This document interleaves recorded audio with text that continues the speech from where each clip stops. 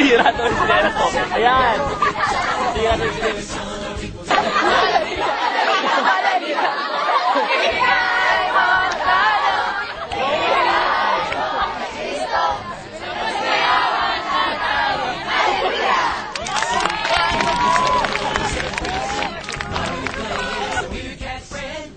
Ikot at kakalas.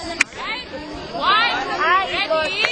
Sabay-sabay yun. One, two, three.